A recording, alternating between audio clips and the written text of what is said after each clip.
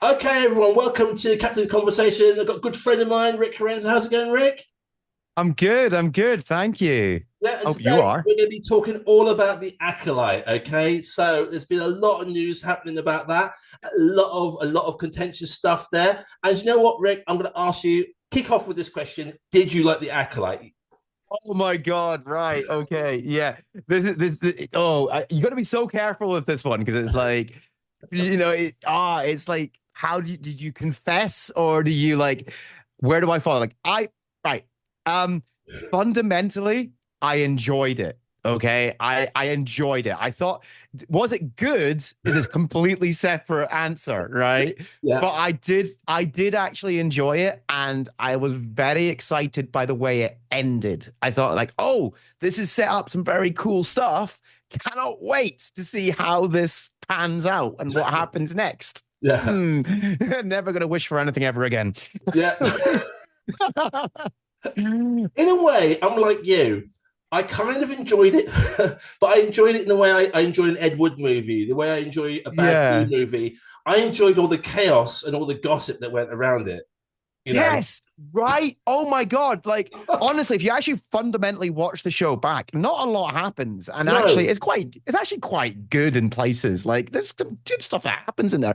But wow, the drama from like the Star Wars, like, no one hates Star Wars more than Star Wars yeah, fans. yeah, Like, it's yeah. like, I mean, I'm mainly Doctor Who, yeah. quite big Star Trek. I love Star Wars. I wouldn't say I'm a massive fan, but I do love it. I've watched pretty much everything. But my God, you're right. Star Wars fans do hate Star Wars, don't they? It's it's incredible. It's incredible. Like for years, as fans, they've been crying out for like Star Wars content, and as soon as Star Wars content gets made, it's like, no, this is not the content we wanted. It's like, well, what did you want? Like, oh, it's just insane. But I mean, like fundamentally, fundamentally, I enjoyed it. I thought like it's flawed, but I think like it's no more flawed than a lot of stuff that's getting made these days, whether it's by Disney or by other things. I think like Star Trek as well is suffering from the same problem with like Yeah, Discovery and Picard, where it's like what's happening is well, the problem with the Acolyte and the problem with all these shows is that they're movies, but they've been chopped up yeah, into short episodes, and it doesn't quite work. And so people are going like, it's bad writing. It's like, well, yes and no. It's bad writing only because it's being shown in a format it shouldn't be shown as. It should be one movie that is like 2 hours long, 3 hours long, maybe. And that's it. But yeah. instead, it's like, no, no, we're going to give you 20-minute snippets and cut them at the weirdest places. So, like, Yeah, yeah, it's and you're weird. right. Acolyte was like 20 minutes long an episode, wasn't it? I mean, I It was was. watching one the other day. I think I don't know why because I was watching it on my computer. And I went, hang on, this is 37 minutes long, and then there was an Yeah. intro, and then you had to skip the Star Wars helmets and stuff, and then Yeah. there was 5.5 minutes of credits at the end. I'm thinking, how long? This is literally about a 20-minute show. Right, right. There was like, yeah. Do you remember like when you were a kid, it was on TV and it was half an hour, and then you got it on DVD later on and you realized it was actually only 15 minutes because of all the adverts that were put Yeah, inside yeah, it as well. It's exactly like that again. yeah. It's like It's like a lot of absolutely shows crazy. are 45 minutes long, but that's so in America Yeah. you can shovel the adverts in. Yeah, yeah, 100%. So it's like that's exactly what happened to the Acolyte. We want to have 10 minutes of intro and outro before you actually get to the show. Yeah, I So think yeah, even you the look. other day, I think there was one episode I was watching. It was like 6 minutes at the end, and I Yeah, watched it because I thought, well, maybe because it kind of one, I can't remember which episode it was. It ended a bit weird, weirder than yeah, yeah, usual. And I yeah. went, hang on, there must be a post-credit bit there. So I sat and watched it, Right. and then it went into different languages, all these different languages of different, Yep. Yep. because you have to go through all the credits in every single language, and then it just ended. I went, really? Is that 6 minutes? Yeah. Yeah. That's the thing. And I think like we're all sitting there patiently, as you just said, waiting for a cutscene because like we've been trained by Marvel to expect that there's going to be a cutscene and everything. And it's like Yeah. it's no, no, it's just we're just gonna have this long. This is it. This is a credit scene now. It's like, oh, it's That's just it. It's a long hanging in credit my scene. head. Yeah. No, Yeah. and do you know what I enjoyed about the drama around it? There was that TV show Inventing Anna, and it was about that woman who Hmm. I think she was like a sort of fake socialite, and they were all talking about Yeah. her costumes. And I saw Remember the that? mini Yeah. series of it, and it was great. But for me, this was the geeks version of that. The Oh my drama. God. It was. Oh Do my you know God. what Right. do you know the diss track? Yep. Right. Yep. Yep. I'll be honest Oh with you. yeah. Yeah. I Yeah. think I spent about 2 hours watching other people's videos about the. I sit there and I looked. I thought, I've been 2 hours. I've been at this, and I was laughing my head off. Even though people were repeating things other people said, I'm like, right, I got to watch someone else's. I got to watch. Guy just loved it. It was just great. So good. Yeah, I remember like when like they in the run up to it as well, like the interviews with the cast. Oh. She's a powerful leader. Yes, yes. Oh, and yeah. there was, and you remember the guy who played Yord, and he didn't. He Charlie, was like, yeah, Anakin's. Charlie Barnett, I think. Yeah. And he said like, and he was like, Anakin Skywalker blew up the Death Star, and you just heard he said killed the Death Star. Killed the Death Star. That's it. Well, Anakin just killed a whole Death Star. How many people died on that? And you just heard the nerd rage across the internet. Like, you've got that wrong. And it was just like, oh, bless. And it's like, it's I think sometimes as fans, we forget, like, you know, it's like the people who make these things or star in these things aren't necessarily fans. Like they are like, they're paid to do a job. They might not know the insides and outsides of everything. I get this kind of outrage though when I hear like there was an episode of Doctor Who which I absolutely hated, and I found that one of the stars admitted he'd never seen an episode before. And they gave him some DVDs, and I went, I bet you didn't watch those. I bet you don't have a DVD player. I was like, this outrage I had. I thought, how dare? Are you trying to tell me you've not watched it? You watched the pilot episode and the original of The Unearthly Child. You know, you've not watched the one where the doors are banging, so I had to re-record it. Seriously. And you start, I just outraged, you know? Yeah. To be fair, like I do think like if you're going to be in something, you should do at least a little bit of research. Like I'll give you like one person I'll give like absolutely massive credit to, because again, I like you, I love all this stuff. I'm sitting here wearing a Tony Stark t-shirt, you know what I mean? Like, and like one of my favorite things is obviously, so Lower Decks, I think has been in a revelation in the Star Trek world. And it stars Jack Quaid, Dennis Quaid's son. And he's never watched Star Trek. He'd never watched Star Trek before it. But one of the beautiful things is, I don't know if you ever saw the crossover episode in Strange New Worlds where they brought his character into live action. No. And it was amazing. So they did, check out Strange New Worlds, Our Future Scientists. It's a fantastic episode. Cartoon characters crossing over into the real world, and it works absolutely perfectly. But the best part was, it was just like there was one bit they did where he sees there's a saddle in Captain Pike's ready room, and Jack Quaid's character, Boimler, walks over to it and does the Riker maneuver, you know, where he puts his leg over the back of the chair and gets into it, and he says Riker as he does it. Now, first of all, Jonathan Frakes is directing that episode, so beautiful. He improvised that line. He'd never watched Star Trek, but he knew that reference and he improvised it, and they kept it in. So it's like, I think like, as much as like I found it funny, the reaction to this guy not knowing the right references of who should kill, because like, I'm like, he's an actor. He doesn't need to know everything. It's nice when they do a little bit of research and you get, because like, you can do it like that and get some moments like that where it's like, oh, he's clearly done his research, or he does know a little bit, you know? But I just find, you're right. I think the drama surrounding all of like the hates and the why it's like, oh my God, like, I've never watched so many video essays about telling me why it was bad without anyone actually saying why it's bad. Like, it's like, it's bad because it doesn't do this. And I'm like, doesn't make it bad. It just makes it different. It makes it different. Yeah. I mean, do you know what? It was like the interviews for me were just, they were classic. I mean, you know, you say, you know, it's bad. He didn't get the reference. Anakin just killed a whole Death Star. But he did say it more than once. Anakin blowing up the Death Star. That's the problem. Yeah, he did say I saw another interview and I thought, no, someone should have corrected you there. And I don't think he had a different interviewer there. It was like, no. Somebody should have taken you aside and said, no, don't say that again, you know, or apologize or something. And I don't know, have you seen the film Clerks at all? Yes, I love Clerks. Yeah. Well, there's that classic bit where he talks about the Death Star and how everyone dies in it because it's like being in the contract because of like the mafia. And I thought someone should have even taken him aside and said, look, don't do that reference again because of this. But no one did, you know. No. Don't get me wrong, it made me love it even more, you know, he got that so wrong. I know, it was, but it's so funny. I think you're right, spot on. I think the show, if we get into it, I enjoyed The Acolyte, but you're right. I think I enjoyed the drama around it even more than I enjoyed the show, because the show wasn't bad. It wasn't a bad show. It was fine. It just, as I said, I stick by it. It suffered from the fact that it was clearly a movie that had been overstretched and split up, and it was a lot of filler that didn't need to be in there. But but honestly, like, there were some characters that were introduced in that movie that I thought were absolutely fascinating. And then I'm gutted.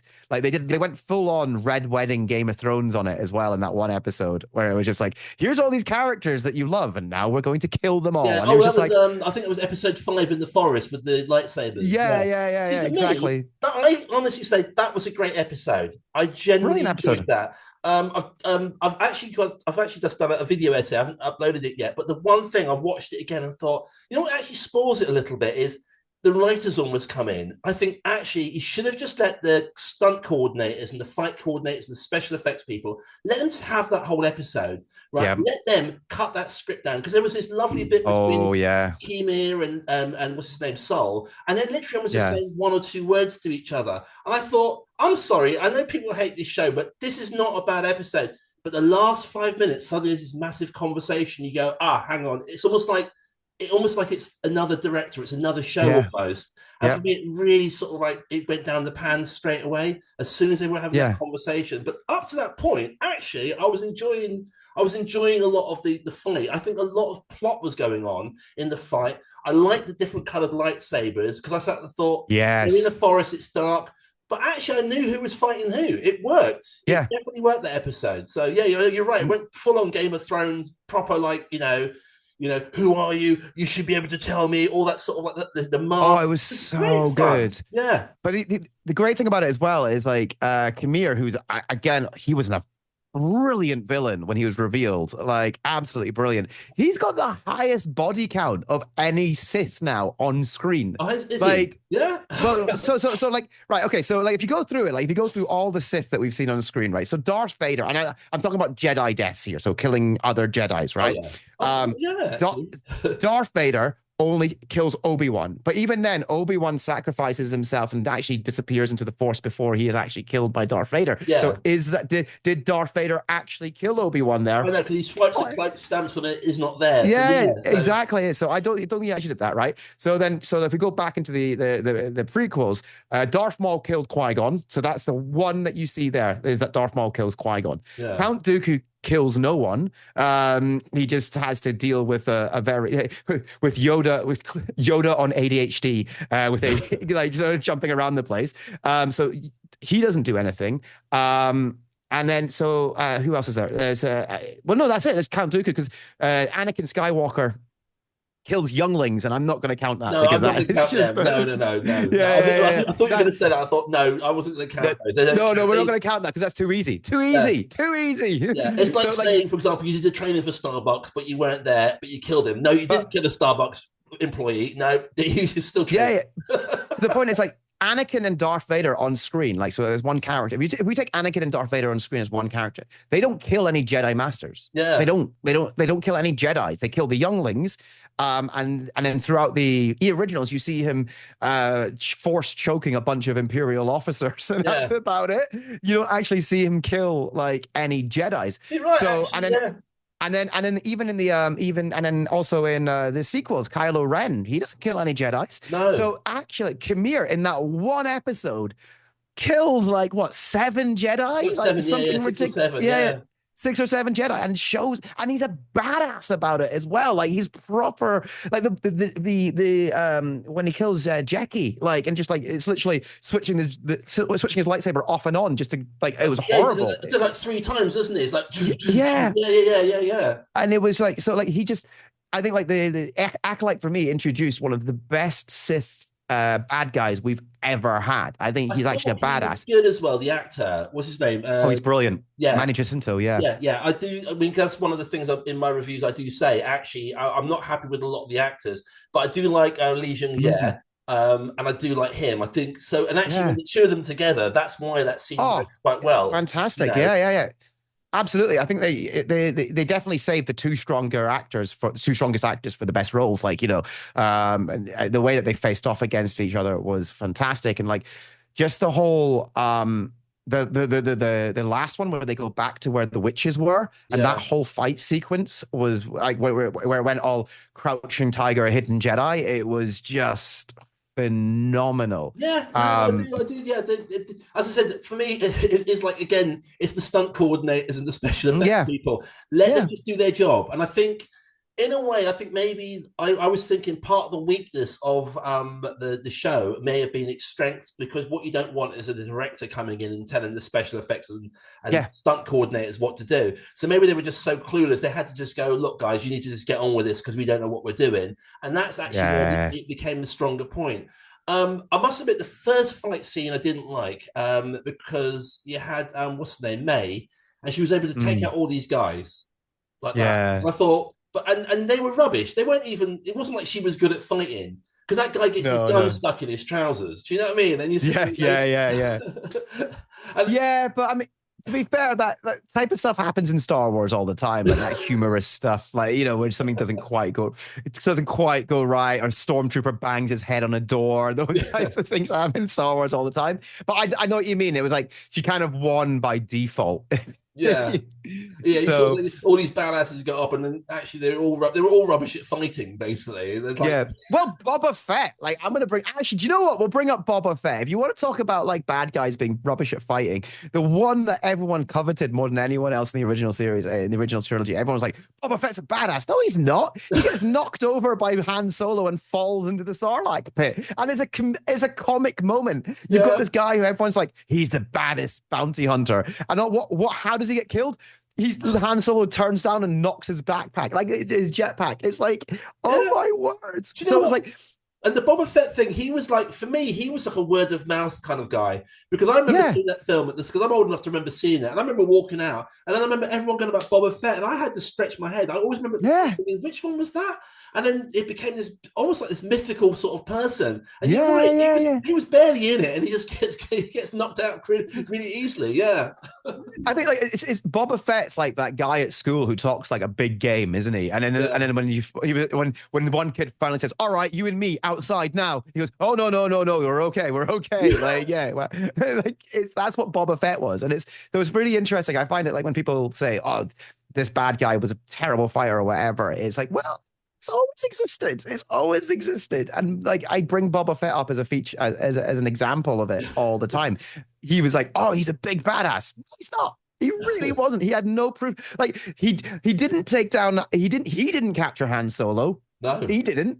It was Darth Vader who caught Han Solo and froze him in carbonite. All that Boba Fett.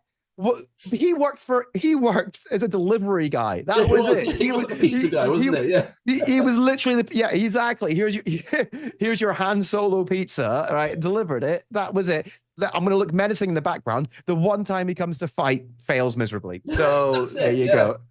But he gets his own series. The world is unjust.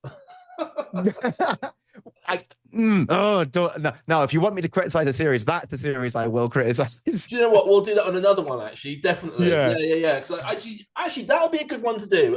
We'll talk about that in a second, because actually I enjoyed it. So we will definitely do one, a versus. Yeah. Let's do a versus. Oh yes. We'll do that soon. Okay. In Acolyte, there's a big thing about sort of like the good and evil. You know, actually, there's a fine line between what is good and evil. Yeah. I wasn't overly keen on that, to be honest with you. It didn't really work for me. I thought, fun enough, in The Mandalorian, there was the client, Werner Herzog. Yeah. He does that really great speech about, like, when the Empire was here, we actually had peace and order, but now it's not. There's chaos. I mean, obviously, the trouble is that they're being repressed and all the rest of it. But, there's a point where you kind of go, that was a good speech about the difference between good and evil, that sort of weird balance. I love that, fantastic. Yeah. I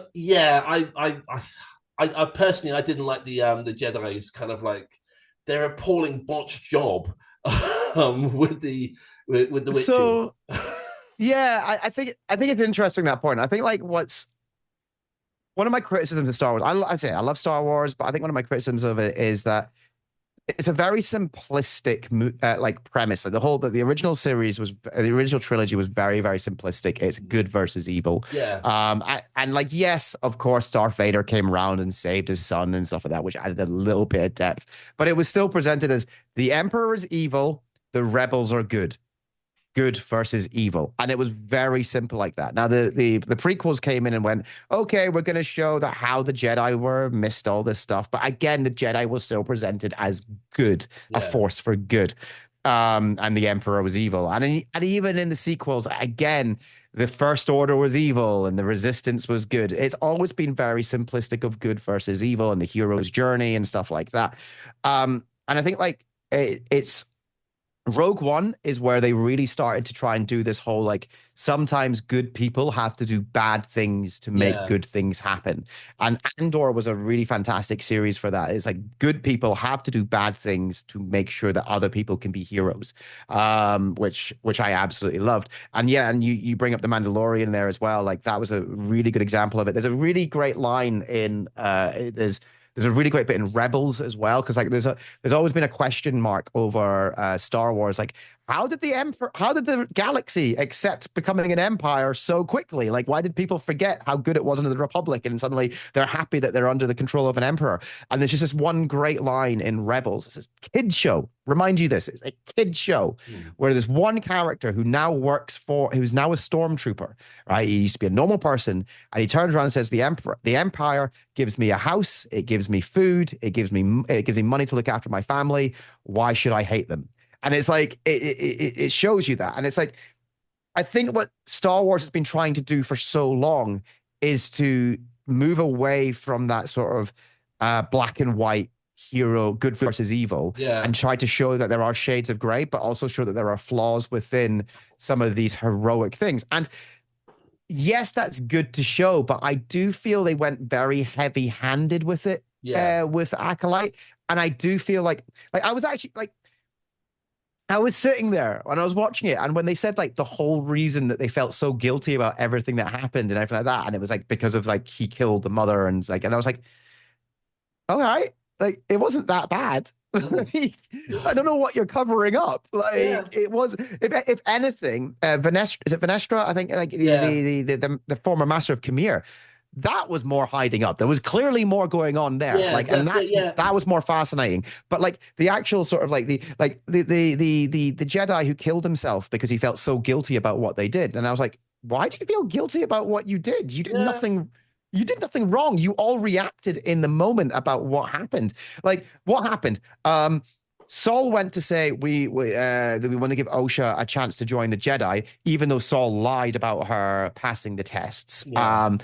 But like Saul said, like wanted to give her the option. The mother was going to give her the option, but then for some strange reason decides to morph into this smoke thing, of which Saul obviously not sure what's going to happen, because he's got like all these witches with like arrows pointing at him who are ready to take him out. Panics and goes, "Oh, she's about to attack. I need to defend myself." And kills her in self-defense, and it all kicks off because everyone's gone like, well, is it? And it's like, I'm sitting there going, like, that wasn't that, like, if you just wrote a good report to the Jedi Council, they'd go, oh yeah, I just want to tell the truth. And she starts going, no, don't tell the truth. You sit there and go, do you know what? You're going to make things worse. If that was me, I'd go, no, I'm going to just go and tell the truth. You know, even if I end up in prison. But do you know what? I think actually lying about this, you know, this colony is all dead, partly because of us being there. Let's just own up to this now, because, you know, we're going to make it worse for ourselves, you know. It was, oh yeah. And also turn around and say, oh yeah, we had this rookie Jedi with us who was like too jumpy. Like he shouldn't have been in the field or whatever, you know. What I found about it though, I think when they said it was 100 years before, it was I thought they should have done it 1,000 years before. They could have said, because you know in Star Trek, there's that lovely one. I think it's the very first one. Was it Fairport? I can't remember what it's called now. Not Fairport Convention. Encounter at Farpoint, Encounter Farpoint, Fairport Convention. And they show you that the Federation. They used to be soldiers and they used to take drugs. And they show that was the flaw of their past. And they're talking about, and obviously human history. You could say maybe over 200 years that we have evolved quite a lot over 200 years. Now, I think that's where they went slightly wrong, because I felt, if you think about the Jedi in even in the prequels, and they're kind of like quite worthy, they're very kind of like, you know, they're like godlike almost. They're very like, they're monks. They're amazing. They can sense everything. But you've got like was it Charlie? What's his name? Fonda. What's his name? Is that? And he's just like bumbling. And then you've got Yeah. the young girl, Lon, and she's constantly making fun of him and belittling him. And you've got Yeah. Sol, who's supposed to be this great Jedi Master, and he's kind of allowing all this to happen. And I sat there and thought, and then you got I hate to sort of say, you got the big fat Jedi waddling along, and they're supposed to be able to sort of jump and fight, and they're supposed to be the peak of what they are. And I thought, this shouldn't be 100 years before. This should be like 1,000 years when they were still maybe a little woolly and rough around the edges. And I thought I would have bought into it a bit more, but I thought, no, 100 years, they'd be definitely a lot more tuned up. But, and that's what I didn't like a lot about the Acolyte. I thought, this is my wife actually walked in, and halfway through, she said to me, she was watching about 5 minutes of it, and she went, "What's this?" And I thought, "It's the Acolyte. It's a Star Wars show." And she went, "This is Star Wars." She genuinely didn't know. Wow. And I think is a big problem with it. I think a lot of people said it was almost like not a Star Wars show. There was almost so much in it that wasn't Star Wars. And I thought, actually, she got a point there. She didn't know it was Star Wars. 5 minutes of watching and halfway through an episode, and she should have known. Yeah, it's interesting. It's a show. It's definitely a show with flaws. I'm like, I really do feel like it's really funny. Like nowadays, seeing that it's been cancelled, to say a second season of it's been cancelled, they're not going ahead with it. Yeah, it does make me realize as well. If you go back and look at a lot of older shows, and I'm talking like 20, 30 years ago, take Star Trek as an example. Star Trek: The Next Generation. If they made season 1 of Star Trek: The Next Generation, the exact season 1 that they made, definitely wouldn't be renewed. It definitely wouldn't be renewed. And I think like this is the problem with like the streaming services and sort of what people are expecting now, like studios are expecting, is that they want something to be a smash hit out of the door. But sometimes it can take 2 or 3 seasons before something finds its feet. And I think it's a shame, actually, because I think when the streaming started to happen, they didn't have that pressure. I think when Netflix started, there was a kind of an attitude of, actually, we'll give a series a couple of goes, and actually we don't need them. And I felt that's what that was actually a thing, But like now, it's just, we give it one go, and that's it. No, we're not going to do any more because it's not done well enough. Yeah, it's been enough. I mean, Netflix are awful for it now as well, because there were some great shows. That iZombie was a fantastic show that I really enjoyed. Santa Clarita Diet, brilliant, funny show. Absolutely loved it. And then they cancelled it after 2 seasons, which was like, why? It was actually a good show. And I think like definitely the Acolyte. Dirt Gently. I enjoyed that as well. Yeah, really great. Yeah, loved that. Because I love the books, and seeing them actually, and I was like, wow, they've done a really great job with these. Yeah. But it's like the Acolyte, I think like if the Acolyte went for say 2, 3 seasons, maybe 4 seasons, we would look back on this first season and go, okay, do you know what we'd look at it a bit? We'd be like, you know how like everyone goes, watch Parks and Recreation, it's amazing, and then everyone starts watching season 1 and goes, oh, I forgot it was this bad, and then it gets really good. Then it gets really, really good. Oh yeah, I've seen all of Parks and Recreation as well. Yeah. Parks and Recreation is one of the best comedies that's come out of America in the last 20 years. It's amazing. I think it was the last episode, about episode 4, where they had the big concert. And I love the way that it actually wasn't funny; it was just touching, and it almost brought together everything in the 4 series. And he does the song about the small hits, pony. The 4,000 jewels in the wind, and I was almost in tears. You know what I mean? So you're right. Sometimes it takes a long time for something to get going. Exactly. And I think like when you think about Parks and Recreation now, no one thinks about that first season where Leslie Knope was more like Steve Carell's character in The Office. They don't think about like all of that thing. What they remember is all the good stuff that happened from like midway through season 2 onwards. And I feel like the Acolyte was going that way, because like the way the Acolyte ended, so is that Darth Plagueis the Wise that was inside the cave there? We saw the Yoda in the council chambers. All these question marks. The fact that the Kamir's old master, he had whip marks on his back, and she has a whip. And it was just like, what we need. And like we now got May, whose memories have been wiped, and Osha, who's now joined the Sith. Like we need to know. It set up so many good things that it's such a shame that we're not going to see them happen. And I think like sometimes a show needs to have like, sometimes the first season of a show is just setting up. But the thing is, I think like it suffered because The Mandalorian's first season was fantastic. Like no one expected it to be that good. You watched that; it's still good. I'm not going to go back. And go, actually, because when I watched the Acolyte, I thought, You know, something about it made me go back and rewatch. And I've just sat and I've watched the first two series again, almost between watching episode 1 to 4 of the Acolyte. I've watched all of the first two series of the Mandalorian. It's just I'll tell you what the Mandalorian does very well. Actually, we'll do another podcast about this. I think we need to do that. Yeah. The world building is just phenomenal. The way they just go, you know, he'll bring the Beskar in to make into armor, telling you something about their world. Then she says something for the foundlings, tells you something about the world. It's almost like they say one line, tells you something about their world, and it happens constantly. When I first watched the Mandalorian, I was half entertained and half educated. I just thought it was stunning bit of writing, you know. Stunning bit of performance. And I think that's where the Acolyte falls down, because there was a lot of, do you remember back when you were Jedi and they start just talking? It's just the constant exposition that we're getting in there.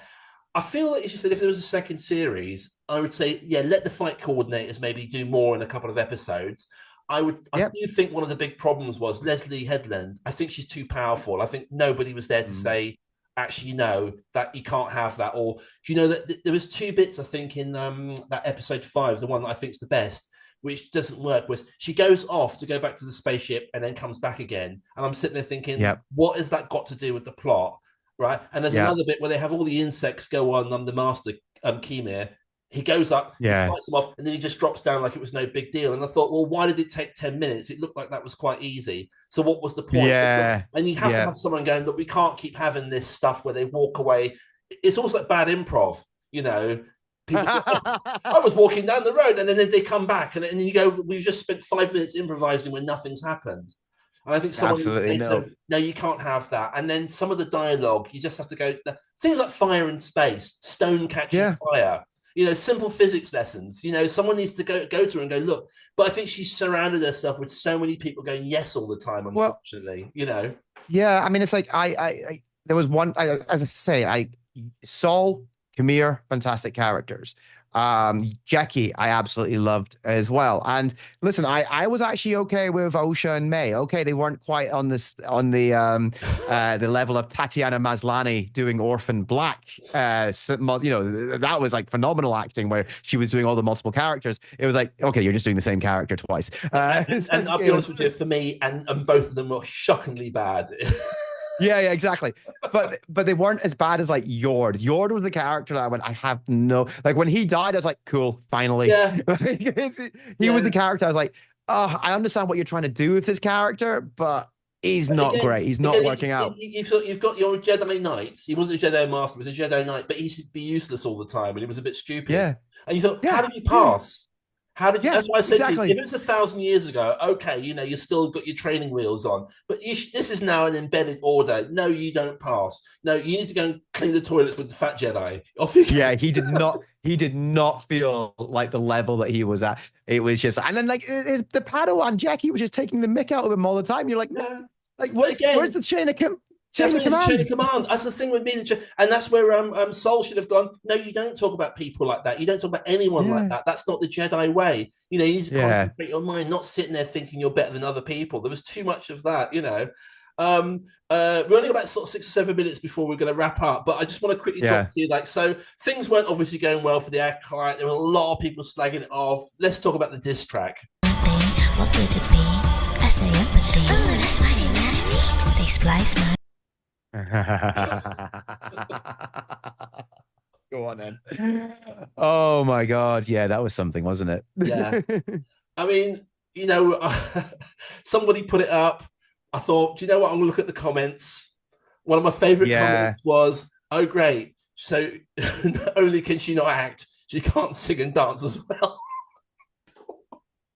I was like, why do you think that was an appropriate response? There's like, sometimes I just think to people like, you know what? It's Jeff Goldblum in Jurassic Park. Just because your scientists were so preoccupied about whether they could do something, didn't stop to think about whether you should. Like, like it's like, listen, like I think it's part, like, you and I have been in the creative arts, you know, like we've done stand-up comedy. We know what it's like to put yourself out there. And the thing is, like, art is subjective, and people are not gonna. Some people are not gonna like what you like, and it's horrible when a lot of people don't like what you've done. But wow, that was a misstep. That was a The second I misstep. saw it, the first thing I thought was, did you not show this to your publicist? Did you just go home and do this and upload it? I mean, or did someone look at that and say in Disney and go, yeah, great, yeah, put it up? Yeah. I don't know what went on there, but the first thing I thought was, you've just made a lot of haters on the internet, a lot of reviewers very happy because you've just added about 50 million to all their. I mean, I saw there's a few people I follow, they actually put out a special one that day, like a 6 or 7 minute one, because they knew people like me want to see what they've got to say. Little 6, 7 minute ones, and they were putting them out that day. And by the end of the day, some of them were hitting 500,000, 1 million, and that's all you did. Wow. You were literally feeding the trolls, basically. Yeah, I have to be honest with you, I sat back with my popcorn. You know the Michael Jackson meme. I literally went. You know, the second I saw it, I thought I went to work. I thought, no, I'm going to come home. I'm going to have a lot of fun being on the internet late at night tonight, watching all this stuff. It was like literally the worst thing they could have done. Yeah, here's the fire. How are we going to put this out? More fire, like gasoline, and petrol on the top. Yeah, it was so bad. Yeah. But you know, it's over now. It was good fun. I said we both enjoyed the drama that went around it. It was our inventing Anna. It was the geeks inventing Anna. You know, right? 100%. I'm just sad. I'm genuinely sad because I think we're at this stage where we're getting all this new content and we're complaining about it nonstop. And I feel sad about that because look, not all of it's going to be good. Disney have definitely followed a quantity over quality thing. And not just with Star Wars, but with Marvel as well. Yeah, Marvel. I was following all the Marvel stuff. I was loving it. But I'll be honest with you, I loved WandaVision. Falcon was okay. Loki I enjoyed. I can't remember what was after that, but I think the next one I didn't watch because it was more fatigue, to be honest with you. And then I started hearing about how that wasn't good, something else wasn't good. I must admit, I'm looking forward to Agatha all along, to be honest with you. So am I. Yeah. So, actually, that's something that me and you could definitely do a chat about at some point because I'm going to be following that every week. Love that. On my channel as well. So I might catch up with you every now and then and just do please. But maybe every couple of episodes we'll just have a chat about that. Okay. But anyway, count me in. But Rick, it's been absolutely brilliant. We're going to do some more of these. Okay. But we'll definitely please. We'll probably do Mandalorian series 1. But thank you so much. You've been an absolute star. And Boba Fett, we definitely need to talk about Boba Fett. Versus. Yes. 100%. It's been lovely. Thank you. It's been lovely. Talk to you soon, okay? Nice. Talk to you soon. Bye.